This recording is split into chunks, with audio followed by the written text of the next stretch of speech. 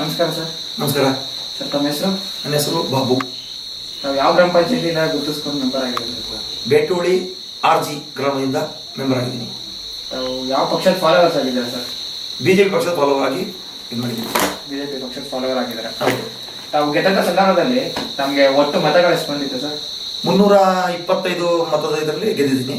ಅದರ ಅಂತರ ಅಂದ್ರೆ ಒಂದು 225 ಮತಗಳು ಅಂತರದಿಂದ ಗೆದ್ದಿದ್ದೀನಿ. ಇವಾಗ ಗೆದ್ದಿದ್ದೀರಾ ತಾವು. ಗೆದ್ದಂತ ಸಂದರ್ಭದಲ್ಲಿ ತಮಗೆ ಏನಂತ ಅನ್ನಿಸ್ತಿತ್ತು? ಗೆದ್ದ ಸಂದರ್ಭದಲ್ಲಿ ಅಂದ್ರೆ ನಾವು ನಮ್ಮ ಊರದ್ದು ಒಂದು ಹದಗೆಟ್ಟ ಊರಾಗಿತ್ತು. ಯಾಕಂದ್ರೆ ಯಾವುದೇ ಒಂದು ಕೆಲಸ ಆಗದಂತ ಒಂದು ಊರಾಗಿತ್ತು. ಈಗ ಮೋಸ್ಟ್ಲಿ ಅಂದ್ರೆ ನಮ್ಮ ಮನೆ ಬರೋದು ಮೇಲ್ಗಡೆ ಒಂದು 10-15 ಮನೆ ಉಂಟು. ಆ ಮನೆಗೆ ಹೋಗೋ ದಾರಿನೇ ಒಂದು ಕಂಡೀಷನ್ ಇರಲಿಲ್ಲ.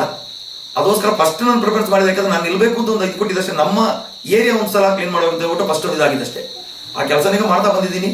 ಆ ಕೆಲಸನೀಗ ಮಾಡಿ ಮುಗಿಸಾಗುಂಟು 3 ವರ್ಷದಲ್ಲಿ. ಇನ್ನೂ ಅತಿ ಹೆಚ್ಚು ಕೆಲಸ ಮಾಡಿ ಬಾಕಿ ಇದೆ, ಅದು ಮಾಡ್ತಾ ಇದ್ದೀನಿ. ಇನ್ನ ಮಾಡ್ತಾ ಇದ್ದೀರಾ? 2 ವರ್ಷ ಕಾಲ ಅವಾಗಲೇ ಆಗಿದೆ, ಅವಧಿ ಆಗಿದೆ. 2 ವರ್ಷ ಕಾಲ ಆಗಿದೆ. ಈಗ ಕಾಲಾವಧಿಯಲ್ಲಿ ತಮ್ಮ ಕಾರ್ಯಾಭಿವೃದ್ಧಿ ಏನೇನು ನಂಬ್ಕೊಂಡಿದ್ರಿ? ಕಾರ್ಯಾಭಿವೃದ್ಧಿ ಅಂದ್ರೆ ಈಗ ನಮ್ಮ ಮನೆ ಈ ಕಡೆ ಮೇಲ್ಗಡೆ ಬರೋ ರಸ್ತೆ ಒಂದು ಕಾಂಕ್ರೀಟ್ ರಸ್ತೆ ಆಗುಂಟು. ಅದ್ರ ಮೇಲ್ಗಡೆ ಸೋಲಿಂಗ್ ರಸ್ತೆ ಒಂದು ಆಗುಂಟು. ಮತ್ತೆ ನಮ್ಮದು ಇನ್ನೊಂದು ಆ ಕಡೆ ಜಂಕ್ಷನ್ ನಮ್ಮ ಅಯ್ಯಪ್ಪ ಭಜನಾ ಮಂದಿರ ಅಂತ ಜಾಗ ಉಂಟು. ಆ ರಸ್ತೆ ಒಂದು ತಾರಿಂಗ್ ಆಗುಂಟು.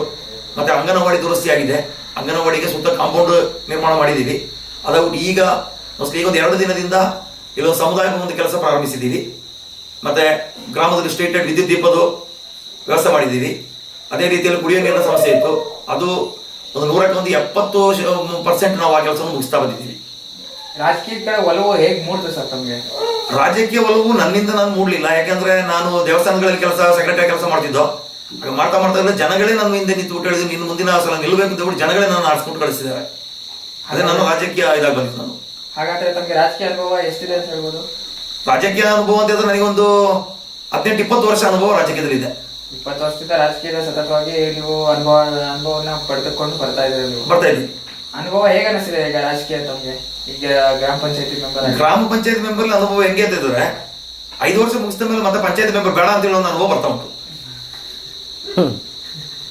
ಯಾಕೆಂದ್ರೆ ನಮ್ಮ ಗ್ರಾಮ ಪಂಚಾಯತ್ ಅಂದ್ರೆ ಅತಿ ದೊಡ್ಡ ಗ್ರಾಮ ಪಂಚಾಯತ್ ನಮ್ದು. 21 ಸದಸ್ಯರು ಗ್ರಾಮ ಪಂಚಾಯತಿಯಲ್ಲಿ ಸರ್ಕಾರದವ್ರು ಏನ್ ಮಾಡ್ತಾರೆ ಅಂತಂದ್ರೆ ಎಲ್ಲ ಕೊಡುವ ಅನುಕೂಲಗಳು ಸಣ್ಣ ಪಂಚಾಯತ್ ಸೇರಿ ದೊಡ್ಡ ಪಂಚಾಯತ್ ಸೇರಿ ಟೋಟಲ್ ಒಂದೇ ತರದ ಅನುಕೂಲ ಕೊಡ್ತಿದ್ದಾರೆ. ಅದಕ್ಕೆ ದಯವಿಟ್ಟು ಏನ್ ಮಾಡ್ಬೇಕಂತಂದ್ರೆ ದೊಡ್ಡ ಪಂಚಾಯತಿಗೆ ದೊಡ್ಡ ರೀತಿಯಲ್ಲಿ ಅನುಕೂಲವನ್ನು, ಸಣ್ಣ ಈಗ 5 ಮೆಂಬರ್ 6 ಮೆಂಬರ್ ಇರುವಂತಹ ಸದಸ್ಯರು ಇರುವಂತಹ ಪಂಚಾಯತಿಗಳು ಅದಕ್ಕೆ ಸಣ್ಣ ರೀತಿಯಲ್ಲಿ ಅನುಕೂಲ ಕೊಡುವ ರೀತಿಯಲ್ಲಿ ಆದ್ರೆ ನಮಗೆ ಅಂತಂದ್ರೆ ಗೆದ್ದು ಬಂದ ನಮ್ಮಂತ ಸದಸ್ಯರುಗಳಿಗೆ ಅತಿ ಹೆಚ್ಚಿನ ರೀತಿಯಲ್ಲಿ ಕೆಲಸ ಮಾಡಬಹುದು ನಮಗೆ. ಅದಕ್ಕಿಂತ ಈ ಸಣ್ಣ ರೀತಿಯಲ್ಲಿ ಬರುವ ಕಾರಣದಿಂದ ನಮಗೆ ಕೆಲಸ ಮಾಡೋದು ತೊಂದರೆ ಆಗ್ತದೆ ಅಷ್ಟೇ. ಹಾಗಾದ್ರೆ ತಮ್ಗೆ ಇನ್ನ 2 ವರ್ಷ ಕಾಲ ಅವಧಿ ಇದೆ ಸರ್? 2 ವರ್ಷ ಕಾಲಾವಧಿ ನಮಗೆ ಇದೆ. ಇನ್ನ ಅದ್ರಲ್ಲಿ ಏನೇನು ಅಭಿವೃದ್ಧಿ ಕಾರ್ಯಕ್ರಮ ಹಮ್ಮಿಕೊಂಡಿದ್ರ ತಾವು? ಅಭಿವೃದ್ಧಿ ಕಾರ್ಯಕ್ರಮ ಅಂದ್ರೆ ಒಂದು ನೀರಿಂದು ನಮಗೀಗ 100% ಮಾತ್ರ ನೀರಿನ ಕಾರ್ಯಕ್ರಮ ಆಗಿದೆ ನಮಗೆ. ಅದು ಇನ್ನೂ ಒಂದು 30% ಬಾಕಿ ಇದೆ. ಯಾಕಂದ್ರೆ ನೀರು ಒಂದೊಂದು ನಲ್ಲಿಯಲ್ಲಿ ನೀರು ಬರ್ತಾ ಇಲ್ಲ. ಅದು ಒಂದು ಪಕ್ಕ ಆಗ್ಬಿಟ್ಟು ಎಲ್ಲರಿಗೂ ಒಂದೇ ಕಂಡೀಷನ್ ಪ್ರಕಾರ ನೀರು ಒದಗಿಸುವಂತ ಒಂದು ವ್ಯವಸ್ಥೆ ಮಾಡಬೇಕಿದ್ದೀನಿ. ತಮ್ಗೆ ರಾಜಕೀಯಕ್ಕೆ ಒಲವು ಮೂಡಿದಂತ ಸ್ಫೂರ್ತಿ ಯಾರು ಇದ್ದಾರ? ಸ್ಫೂರ್ತಿ ಅಂತ ಹೇಳಲಿಕ್ಕೆ ಯಾರಿಲ್ಲ. ಸಣ್ಣ ಇದರಲ್ಲಿ ನಾನು ರಾಜಕೀಯದ ಒಟ್ಟಿಗೆ ಇದ್ದೀನಿ. ಎಲ್ಲ ಮೀಟಿಂಗ್ ಸಭೆಗಳಿಗೆ ಹೋಗ್ತಾ ಇದ್ದೀನಿ. ಅದೇ ನಮ್ಮ ರಾಜಕೀಯ ಸ್ಫೂರ್ತಿ ಅಂತ ಹೇಳ್ಬೋದು. ತಮ್ಮ ಉಳಿದಂತ ಸದಸ್ಯರಿಗೆ ಏನಂತ ಹೇಳಕ್ ಇಷ್ಟಪಡ್ತೀರಿ ಈ ಸಂದರ್ಭದಲ್ಲಿ? ಸದಸ್ಯರು ನಾವೆಲ್ಲ ಒಗ್ಗಟ್ಟಾಗಿದ್ದೀವಿ. ಯಾವ ಒಂದು ಹಣಕಾಸು 13 ಹಣಕಾಸು ಆಗಿಲ್ಲ 12 ಹಣಕಾಸು ಯಾವ ಒಂದು ಸರ್ಕಾರದ ಹಣಕಾಸು ಬಂದ್ರು ಅದನ್ನ ನಾವು ಕರೆಕ್ಟ್ ಆಗಿ ಆ ಕಡೆ ಈ ಕಡೆ ಪಾಲನೆ ಮಾಡ್ಕೊಂಡು ಎಲ್ಲಾ ಕೆಲಸವನ್ನು ಒಂದೊಂದು ಏರಿಯಾದಲ್ಲಿ ನಮ್ಮ ಹಣ ಇಲ್ಲದ ಪಕ್ಷದಲ್ಲಿ ನೀರಿನ ತೊಂದರೆ ಆದ್ರೆ ನಮ್ಮ ಹಣವನ್ನು ಸಹ ಬೇರೆ ನಮ್ಮ ಗ್ರಾಮಕ್ಕೆ ಬಿಟ್ಟುಕೊಟ್ಟು ನಾವೆಲ್ಲ ಸ್ನೇಹಸವಾದದಿಂದ ಚೆನ್ನಾಗಿದ್ದೀವಿ. ನಾವು ತಾವು ಗೆಲ್ಲೋದಕ್ಕೆ ಗ್ರಾಮದ ಜನತೆನೇ ಕಾರಣ. ಅವ್ರಿಗೆ ಏನಂತ ಹೇಳಕ್ ಇಷ್ಟಪಡ್ತಾರೆ ಈ ಸಂದರ್ಭದಲ್ಲಿ? ಈ ಸಂದರ್ಭದಲ್ಲಿ ನನ್ನ ಗೆಲ್ಸ್ಕೊಟ್ಟವರಿಗೆ ನಾನು ಒಂದ್ಸಲ ಪೂರ್ವಕ ಧನ್ಯವಾದ ಅರ್ಪಿಸ್ತಿದ್ದೇನೆ. ಈ ಸಂದರ್ಭದಲ್ಲಿ ಅವರೊಟ್ಟಿಗೆ ಅವರು ನನ್ನ ಗೆಲ್ಸಿ ಬಂದದಕ್ಕೆ ಅವರೊಟ್ಟಿಗೆ ನಾನು ಇದ್ದೀನಿ. ಈಗಲೂ ಸಹ ಅವರೊಟ್ಟಿಗೆ ಇರ್ತೀನಿ. ಯಾವತ್ತು 24 ಗಂಟೆ ನಿಮ್ದು ಈಗ 24/7 ಹೇಳಿದಂಗೆ ನಾವು 24/7 ಅವರೊಟ್ಟಿಗೆ ನಾವು ಇರ್ತೀವಿ.